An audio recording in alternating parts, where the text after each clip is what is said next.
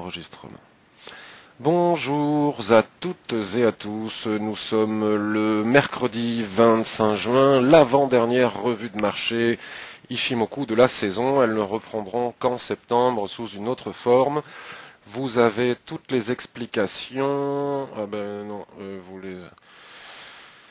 vous avez toutes les explications sur le dernier billet du blog. Voilà, toutes les nouvelles dispositions que je vais prendre, donc certaines dès maintenant, comme celle du blog, le forum, on a bien commencé à dialoguer et à mettre des analyses hier. C'est vachement bien parce que les analyses restent dans le temps, contrairement au blog où ça reste, mais à chaque fois qu'il y a un dernier billet, pour voir ce qui est resté, il faut aller chercher sur les billets précédents. Et les revues de marché, vous verrez ce qu'il en est. C'est un peu difficile pour moi, enfin toute mesure gardée, hein, tout va bien, mais j'ai pas énormément de chance parce que j'ai décidé de faire ces revues de marché il y a 2 mois maintenant, au moment où le marché s'est décidé à ne plus bouger. Et c'est quand même un numéro d'équilibriste assez. La dernière fois, la revue de marché précédente avant-hier, vous étiez très nombreux à la suivre et vous en étiez tous assez satisfaits. Je ne sais pas comment je fais pour vous satisfaire parce que franchement, j'ai rien à dire, quoi. Donc je passe mon temps à dire quels pourraient être les seuils éventuellement si on casse ceci, cela, on pourrait faire ceci, cela, puis finalement à l'arrivée il se passe jamais rien. On ne sort pas des ranges. Donc écoutez, c'est pas dramatique, hein. Si c'est pour moi en ce qui me concerne, ce n'est qu'une question d'impatience, donc il n'y a vraiment absolument rien de dramatique. Mes résultats que vous pouvez suivre aussi sur le blog. Donc vous cliquez ici lorsque vous êtes sur le menu, vous cliquez résultats, résultats de signaux de trading, ne sont pas mauvais vu les circonstances, enfin moi en tout cas je m'en satisfais totalement. Bon hier j'ai voulu, comme je vous disais, me montrer un peu plus agressif, donc je ne fais pas du tout de scalping. C'est par la force des choses, je fais de tout petits résultats. Mais vous voyez, les résultats en termes de ratio de trades gagnés et perdus sont très très bons, mais enfin il y en a un qui dépasse, qui fait 96 pips et un autre qui fait 65 pips. Au-delà de ces deux-là, ça dépasse pas 30 pips, c'est une catastrophe, quoi. Mais bon, le gros avantage, c'est de ne pas perdre d'argent, mais c'est aussi de... Bon, est-ce qu'il faut prendre du plaisir? Je ne sais pas. Le but du jeu en trading n'est peut-être pas de prendre du plaisir, mais bon, moi j'ai besoin d'en prendre un petit peu, sinon ça me lasse. Donc voilà, maintenant que j'ai fait ma pleureuse, je vais passer sur l'euro USD. Donc il faut se montrer extrêmement patient. L'euro USD stagne depuis quelques heures, enfin depuis quelques jours maintenant, entre sa Kijun Daily qui est ici, hein, vous irez voir, vous voyez, ça ne passe pas, la Kijun Daily se trouve ici, et sa Tenkan sur le graphique Daily qui se trouve ici. Donc on navigue entre ces deux bornes, et je dirais même que nous naviguons plus précisément entre ces deux droites. Hein, celle qui est ici, on voit bien, il n'y a pas de doute à ce sujet, ainsi que la borne haute de cette droite. Donc vous voyez, on dépasse en séance la Kijun, on n'arrive pas jusqu'à la Tenkan, parce que pour le moment, celle qui tient bien, c'est bon. Là, ici et maintenant sur le H4, c'est la Kijun. Donc si jamais nous venions à dépasser, on cassait les 1,3630, nous pourrions avoir un signal d'achat. Donc je dis au conditionnel, il faudra aller vérifier sur les time frames supérieurs s'il y a des obstacles ou pas. De la même manière que si on prend le twist ici et que l'on casse la Tenkan Daily en séance, hein, je dis bien en 4 heures, nous aurions sans doute une possibilité de vendre la paire, mais on n'oublie pas le très très fort support des 1,35 que l'on a vu ensemble sur le graphique mensuel. Question RSI 21, on s'aperçoit que pour le moment il tient à la perfection, hein, la zone de neutralité du RSI est une zone parfaite actuellement. Donc si on venait à casser Tenkan, elle cassera aussi, et donc nous aurions un signal de vente. On peut trader sur cassure ou après pullback comme d'habitude. Voilà pour l'euro USD, il me semble qu'il n'y a rien d'autre à dire, si ce n'est que lorsque l'on ouvre un graphique Ishimoku, la première chose que l'on regarde, c'est ce que nous raconte le nuage, et le nuage nous raconte que nous sommes totalement flat, sans aucun type d'orientation, et que donc tant qu'on ne sortira pas de cette zone, il n'y a à peu près rien à faire sur l'euro USD, à part peut-être prendre 10 pips par-ci, 10 pips par-là, comme je l'ai fait hier, mais j'en parle même pas parce que je prends 10 pips parce que je sors de position en voyant que ça ne casse pas. mais pas parce que je veux aller chercher 10 pips, ça ne m'intéresse pas beaucoup. Le GBP USD, donc petite polémique entre nous hier, quand je dis polémique, c'est en toute gentillesse, en toute bienveillance, et toujours dans un esprit de partage, parce que personne ne cherche à avoir raison ou à avoir tort. Il y a Yvon et Cédric, vous pourrez voir sur le blog, qui sont très short. Yvon, on discutait Kijun M15, je crois qu'il est rentré sur la Kijun M15 hier, et Cédric, il est rentré à la cassure de la Kijun. Moi, je suis pas chaud pour ce short. Je ne suis pas chaud pour ce short, même si je vois bien le RSI 21 qui est en train de casser sa zone de neutralité, mais je préférerais une cassure franche et rentrer sur pullback si jamais ça doit dégringoler. Le GBP USD est une des paires face au dollar les plus haussières qui soient, hein, c'est très très très haussier. Et nous avions dépassé la résistance mensuelle qui est ici, hein, donc j'en ai déjà parlé une multitude de fois, mais je vous remontre quand même. Donc la SSB, le plat SSB qui est ici dans l'alignement du plat Kijun qui est ici, nous l'avions cassé en daily, en H4, et on est en train de rétrocéder et la clôture dans quelques jours va avoir son importance. Est-ce qu'on clôture en dessous ou est-ce qu'on clôture au-dessus? Si on clôture au-dessus, pour moi c'est un signal d'achat pour aller viser les 1,73. Le problème, c'est que c'est toujours une question de banque centrale et encore toujours une question de banque centrale qui font la pluie et le beau temps. Et dès que qui que ce soit dans une banque centrale éternue, on a des mouvements violents.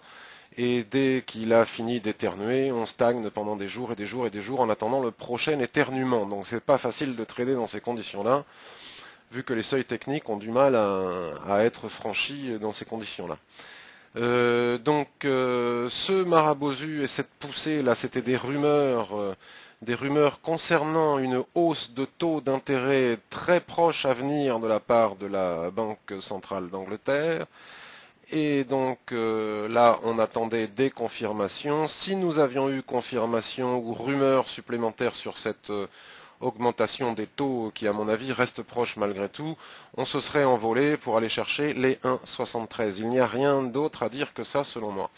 Et puis hier, lorsque nous étions par là, quelque part par là, le gouverneur de la Banque centrale a déclaré que la situation économique était encore fragile, que l'inflation ceci, cela, et que ce ne serait pas demain que nous aurions une augmentation des taux. Donc le marché a marqué une petite déception par rapport à son espérance qui se trouve ici. Et donc c'est pour ça qu'on retrace un petit peu. Mais franchement, il n'y a vraiment pas encore péril en la demeure. Et tant qu'on ne casse pas ce support très très très important ici des 1,6950, je ne suis pas du tout vendeur. Je pourrais le devenir lorsqu'on aura au minimum cassé ce support hyper important à 1,6950. Alors bien évidemment, en très court terme, hein, en intraday, etc., il y avait sans doute quelque chose à faire. En tout cas, bien joué pour ceux qui ont shorté et qui vont aller chercher ce support. Maintenant, si vous allez chercher davantage, faites attention parce que ça pourrait repartir très vite dans l'autre sens. D'autant plus qu'on pourrait commencer à envisager de dessiner un petit rectangle. On verra, pour le moment, c'est totalement prématuré, hein, c'est de la science-fiction, mais il va falloir quand même s'en méfier. Est-ce qu'on va taper là, donc il va falloir voir ce qui se passe ici. Si ça ne passe pas, qu'on a des chandeliers, des lignes de chandeliers japonais haussiers, que le RSI 21 reprend sa neutralité, je nous verrai bien ici en fin de journée. Par contre, là, si ça casse, évidemment, tout reste possible. À ce moment-là, on bascule en daily, mais pour le moment, comme je le dis, c'est selon moi prématuré. On bascule en daily, et si on casse cette zone, hein, bon, les chandeliers japonais sont baissiers, il n'y a rien à dire. Hein, on a ici une configuration de retournement, mais qui n'est pas encore confirmée. Vous voyez, le RSI 21 est là. Nous pourrions atteindre la Kijun ici, un 68,80, effectivement, ce qui pourrait constituer un excellent point d'achat à venir pour reprendre la tendance haussière, puisque nous sommes en tendance haussière. Voilà. L'AUD USD, donc l'AUD USD, on a bien fait de se méfier, hein, on a bien fait de se méfier. Donc je reprends ma petite analyse hebdomadaire, hein, ça fait maintenant quelques mois que nous parlons exactement de la même chose. Les prix sont totalement coincés à l'intérieur de ce rectangle. Et tant qu'on ne cassera pas la borne haute du rectangle ici, il sera difficile d'atteindre les 0,95, puis ensuite les 0,96 qui sont nos objectifs haussiers. Le RSI 21 reste bien orienté, mais enfin c'est très très très fragile. Donc la Shinku ici a réussi à casser ses droites, et donc il manque juste à attendre de casser ici Pour moi, ça reste haussier, donc nous sommes à l'intérieur du range, donc là on bascule sur le daily pour mieux visualiser le range.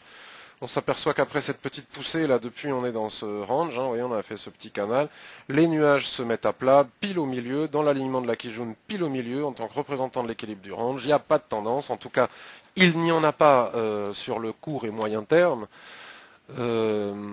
C'est compliqué, tant que la droite ici à l'intérieur du range, donc la tendance court terme à l'intérieur du range n'est pas cassée, il n'y a pas péril en la demeure.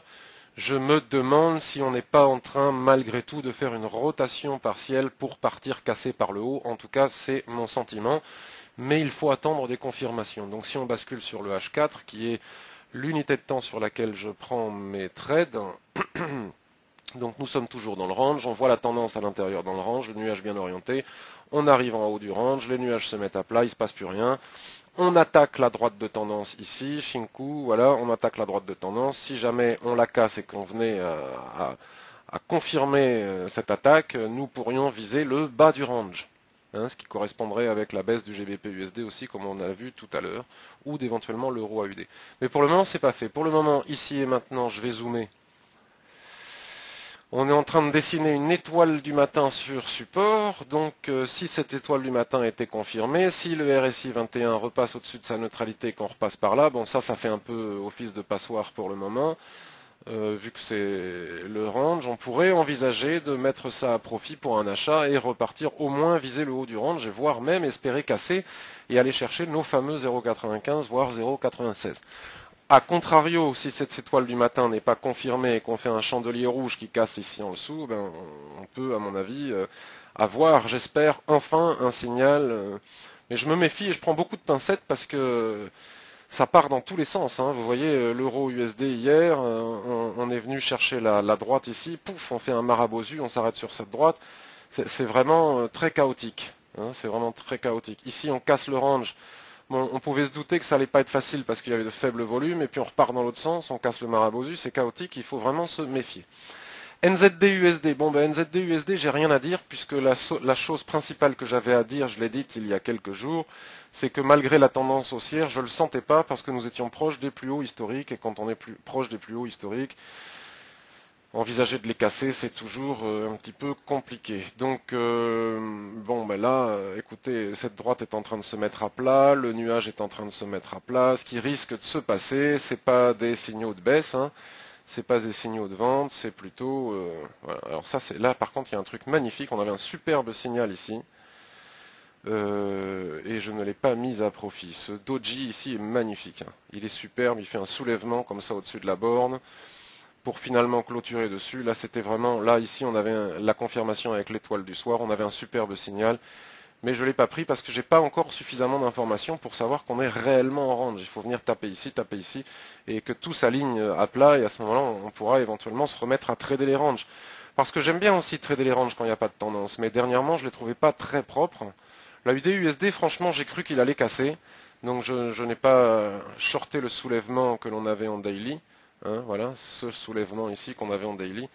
Bon, là on a fait une superbe englobante, la probabilité de casser est importante, mais j'ai pas osé le faire. Hein. J'ose pas faire grand chose en ce moment, je suis un petit peu dubitatif. Donc USD CHF, ben c'est la même chose que Euro USD à l'envers, donc il n'y a pas grand chose à dire. Vous voyez, il n'y a pas encore de signal de vente, pas plus qu'il n'y a de signal d'achat sur l'Euro USD. On est à l'intérieur de cette espèce de rectangle d'attente, tout va commencer à se mettre à plat, on attend, c'est pénible. L'USD Yen, alors lui, on pourrait lui décerner la médaille du plus chiant du marché hein, en ce moment. Il ne bouge plus du tout. Il est complètement anéanti hein, depuis un long moment. Et plus ça va, moins ça bouge et plus ça compresse. Et donc plus le mouvement risque d'être violent lorsqu'on va en sortir, quand on va en sortir, si on en sort un jour. Il n'y a plus de volatilité puisque l'épaisseur du nuage est un indicateur de volatilité. Excusez-moi. Est un indicateur de volatilité, il n'y a plus de volatilité, on est coincé à l'intérieur de ces droites, les nuages sont complètement plats, vous voyez, on tape en haut, on tape en bas, et ça se serre de plus en plus. Si on casse les 102,21, il est probable qu'on ait un signal d'achat pour les 103. Puis moi, vous savez que je vise toujours, je n'ai pas oublié. Ce n'est pas parce que rien ne se passe que j'ai des trous de mémoire. C'est très très important pour trader que d'avoir des plans en tête, même s'il faut attendre des jours et des jours et des jours et des jours pour pouvoir sortir derrière notre buisson, aller à la chasse à l'antilope. Ça peut durer très longtemps. Donc l'USD Yen, ben voilà, il est comprimé, comprimé à l'intérieur de ce range. Bon voilà, il n'y a absolument rien à dire, hein. Le encéphalogramme plat, il est mort.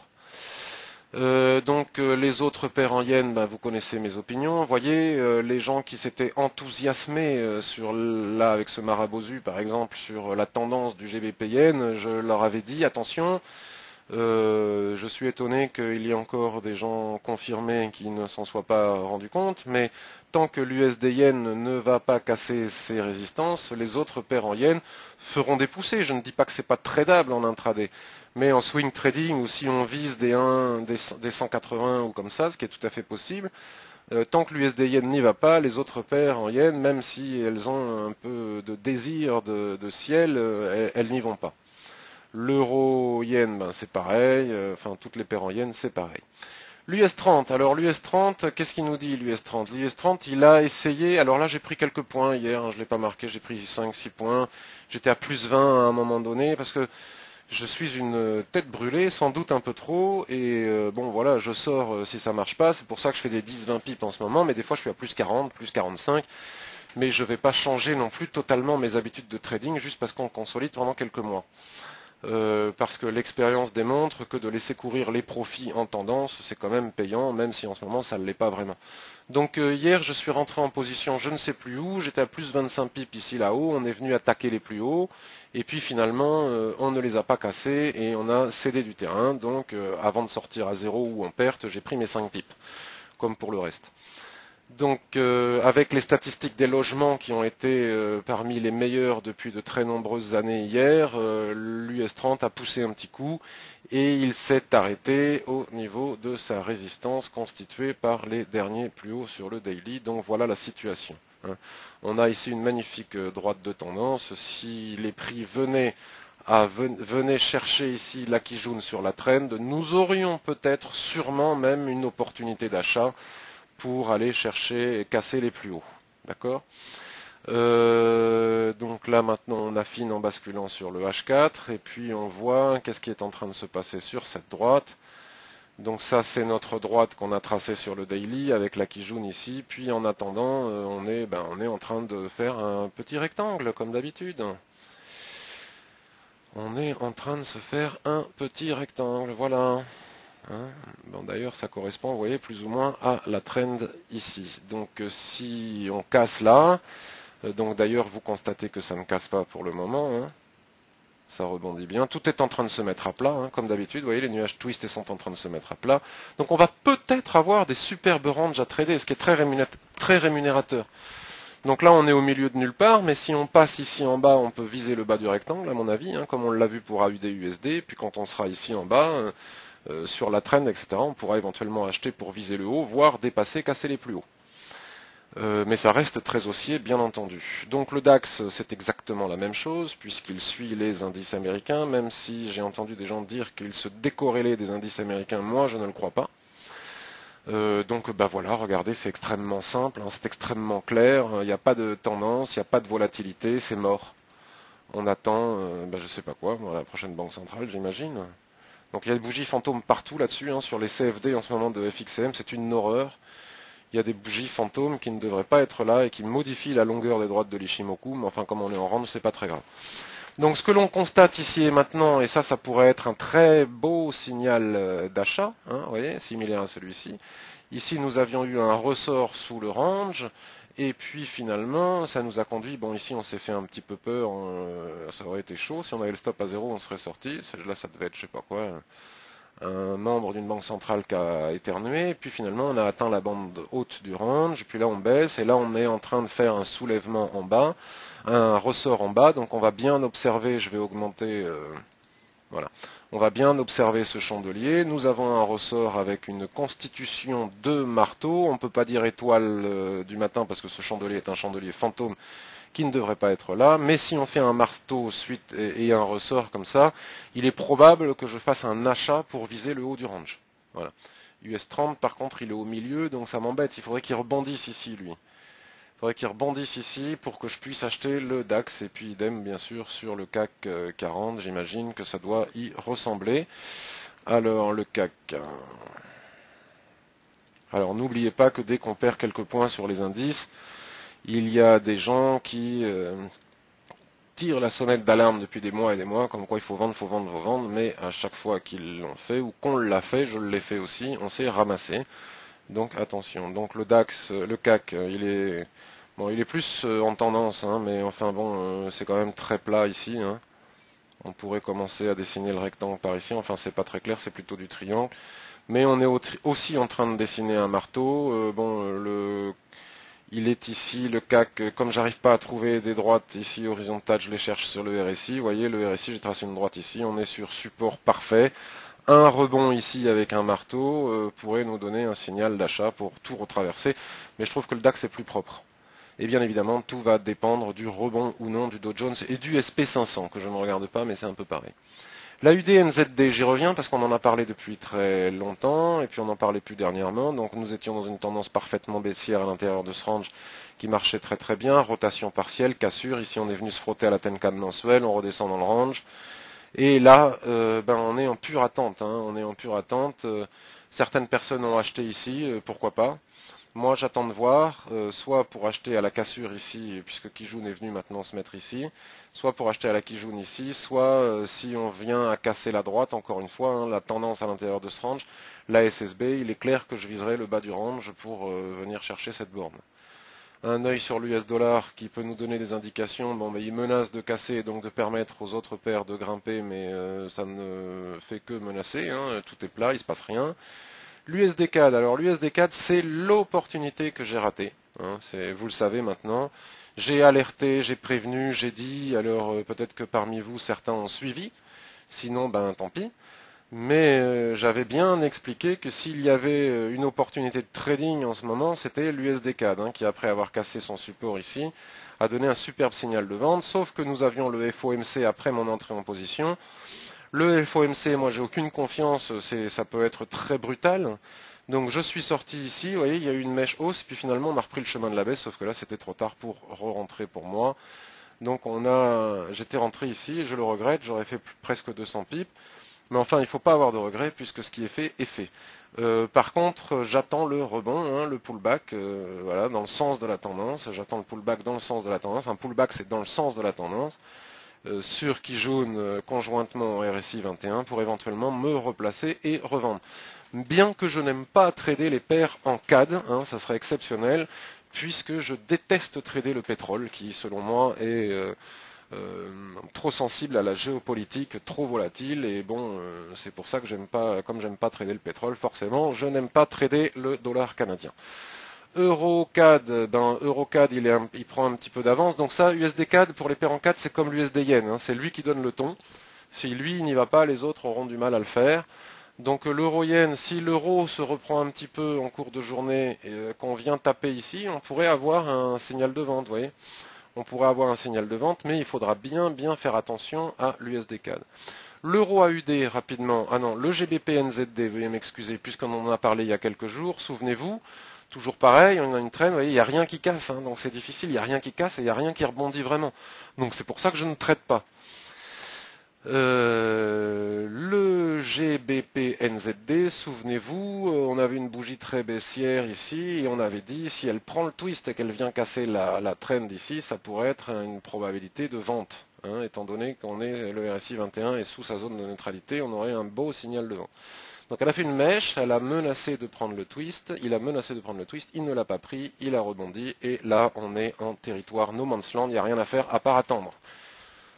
Bon, voilà, on ne peut pas vendre, hein, c'est prématuré. L'euro AUD, grâce à Laurence, hein, Trading Tiger, qui a fait une analyse sur le forum, on peut détecter cette droite de tendance. Oui, on peut détecter cette droite de tendance. Pourquoi j'ai tracé une droite? J'ai dû trouver ça quelque part sur un autre TF. Bon, on va l'enlever. On vérifiera de toute façon. On voit le RSI 21 qui est bien descendu. Veuillez m'excuser, qui est bien descendu. Vous voyez, à chaque fois qu'il... Là, on avait un signal encore de vente. Je ne l'ai pas pris, je ne sais pas pourquoi. C'est pénible parce qu'il n'y a pas grand chose à prendre et les choses qu'il y a à prendre, je ne les ai pas prises. Comme les paires en CAD, il n'y a que ça. Hein. Donc là, la situation est en train de se reproduire. Là, l'Akijun a parfaitement bien joué son rôle de résistance. Il va falloir voir là ce qu'il en est. Quand on a une Kijun comme ça, plate, exactement au même niveau qu'une droite de tendance, comme ça, c'est souvent une belle opportunité. Si, qui plus est, si on vient taper la zone de neutralité ici, nous pourrions avoir en clôture daily cette fois-ci, où on regardera ce seuil sur le H4. Donc pour voir ce qu'il donne sur le H4, il suffit de faire comme ça. Voilà, hop, on bascule sur le H4. Il est où notre seuil? Il est là. Vous voyez, c'est haut quand même encore. C'est haut et pour le coup, ça passerait très haussier au niveau du H4. Bon, enfin, opportunité de vente sur le daily à confirmer, voir ce qui se passe sur le H4, qu'est-ce que racontent les chandeliers ici, tatati tatater. Je crois que j'ai fait le tour de la situation. Le gold et le silver, ben, je l'ai fait sur le forum. Hein. Je l'ai fait sur le forum, j'ai fait des analyses sur le forum, c'est prématuré. Soit fallait acheter en bas, hein, soit comme je l'avais fait aussi, puis j'étais sorti sur un excès. Soit il faut attendre parce que malgré tout, on est quand même sous le nuage, sous Kijun, sous une droite comme ça, enfin on l'a cassé la droite, donc on la vire. Le RSI sur sa zone de neutralité. C'est quoi ça? C'est le silver. Hein. Donc bon, pour le moment... c'est pas fait, hein. Tout le monde dit qu'il va s'envoler, mais c'est pas fait. Hein. Il y a de la résistance ici, il y a de la résistance ici. Pour le moment, moi je trouve pas que ce soit fait. Il faut attendre un petit peu pour en savoir plus. En tout cas, on va pas rentrer maintenant, on va le faire plus tôt. Le gold, c'est pour ça que je prends fondé. Le gold sur le weekly, bah, rien n'est joué. Hein.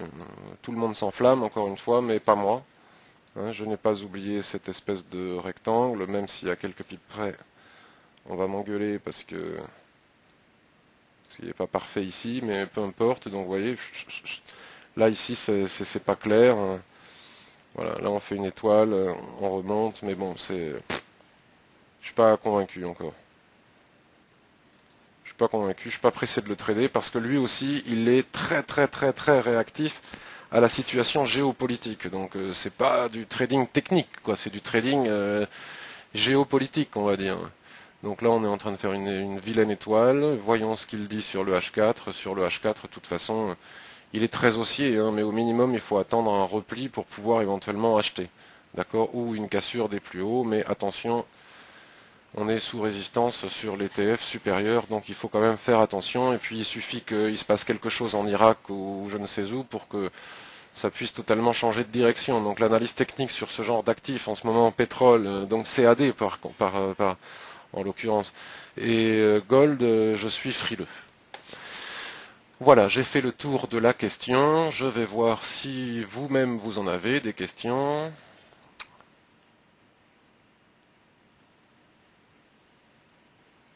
Alors j'ai pas compris Yvon, pas compris ton humour. Grâce à Laurence, que tu dis, tout le monde sait que les hommes, les vrais, sont en Lorraine. J'ai pas compris. J'ai pas compris, mais je rigole quand même. Voilà, toujours, évidemment, il fallait que cette période arrive pile quand je commence en réel. Et oui, les gens qui débutent, pour eux, c'est vraiment pas facile. Hein. C'est vraiment pas facile pour les gens qui débutent parce que soit ils perdent beaucoup d'argent en ce moment parce que c'est franchement intradable. Hein, on est un peu dans une période de pile ou face. Et puis ils n'ont pas le recul pour savoir que ces périodes finissent par passer et que la meilleure stratégie en ce moment est de ne pas trader, selon moi. Les indices ont bien chuté, ben non, je ne suis pas vraiment d'accord. Après, tout dépend comment est-ce que vous regardez le marché. Si vous regardez le marché en court terme ou en intraday, oui, vous pouvez dire qu'ils ont chuté, mais ils n'ont pas chuté du tout en réalité. Si on se met sur le weekly, là je suis sur le Dow Jones. Si on se met sur le weekly, voilà la tendance weekly, il n'y a aucune chute. Et les indices n'ont pas chuté. Je suis pas d'accord avec ça. Voilà, c'est extrêmement haussier. De temps en temps, on fait une petite consolidation. Là, on fait une mini consolidation. Si tu vois, si tu zoomes ça, il n'y a aucune chute. Il y a une mini consolidation en attente pour voir si même la Tenkan, même on est encore très loin de la Tenkan, qui est la première droite de l'Ichimoku, à nous informer d'un éventuel affaiblissement de la tendance. Donc non, les indices n'ont pas chuté du tout. Ils sont extrêmement haussiers. Donc on se met sur le DAX par exemple sur une semaine, ouais, il n'y a aucune chute, la tendance est parfaite. Nous avons une tendance parfaite, un nuage parfaitement bien orienté, une Kijun qui fait des paliers parfaitement bien orientés, la Tenkan qui reste au-dessus de la Kijun, la... comment s'appelle-t-elle? La Shinku, je vais faire des droites approximatives, hein, ne m'en voulez pas, c'est juste pour aller vite, la Shinku ne menace même pas de chatouiller la borne haute du canal, vous voyez? Il n'y a vraiment aucune baisse. Regarde, la baisse que tu constates, c'est ce petit machin, et ce petit machin, ce n'est rien d'autre qu'un drapeau haussier. Hein, donc a priori, ça devrait repartir par le haut. Donc les indices n'ont pas du tout baissé. Voilà. Ils ont baissé un chouïa en intraday. Enfin, quand je dis un chouïa, c'est vraiment, regarde, rien du tout. Hein, on était à 10 000, on est à 9 900, on a perdu 100 pips, c'est rien du tout. C'est rien du tout. Et là, sur le DAX, attention, Doji, étoile du matin, borne basse du range, ça sent le rebond pour aller chercher le haut du range. Donc méfiez-vous si vous voulez désespérément vendre les indices, comme vous pouvez le lire ici et ailleurs. Alors, à la vente sur NZD USD à 0,8710. D'accord, alors pour le DAX, méfiez-vous, hein. Je vous ai montré, très belle vente, hein, mais méfiez-vous, on arrive sur support important, hein, méfiez-vous. À la vente sur NZD USD à 0,8710. Alors NZD USD à 0,8710. Je vous admire, excusez-moi. Excusez-moi, quelques instants, voilà, ça y est. 0,8710.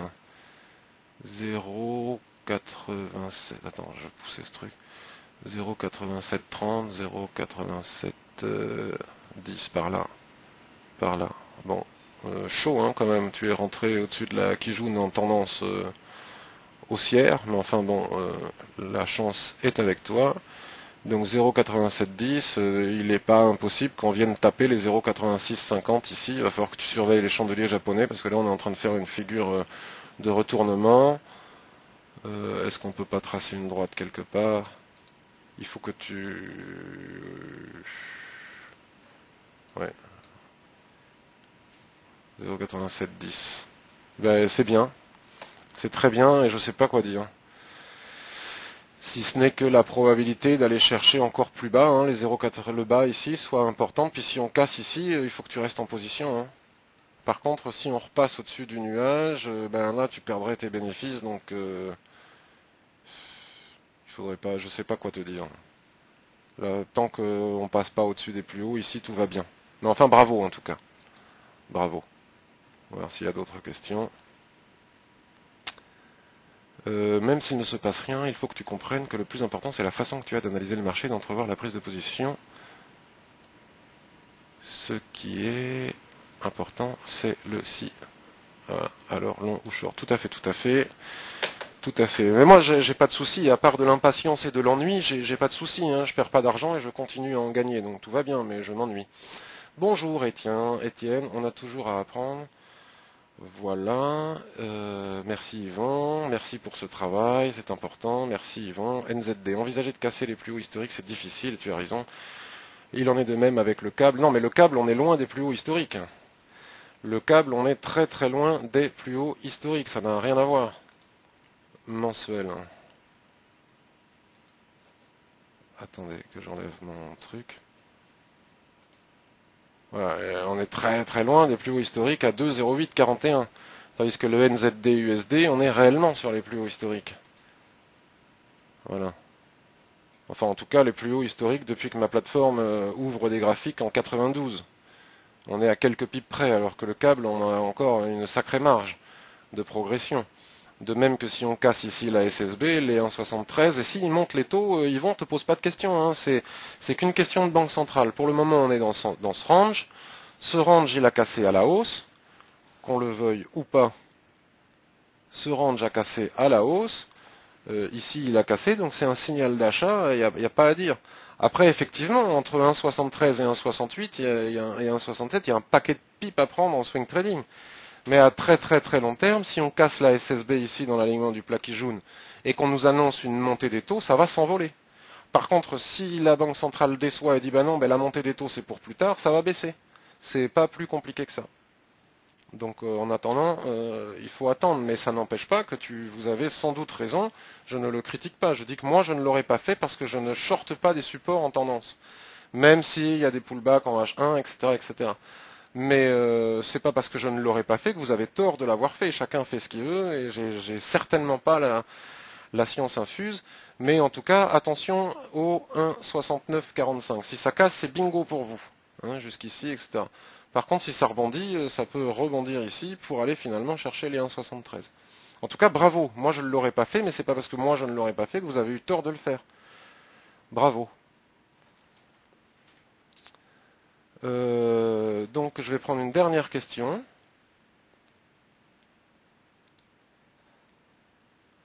Romuald, le SP500. Ben, j'ai pas regardé le SP500, mais je ferai une analyse sur le forum si tu veux, Romuald.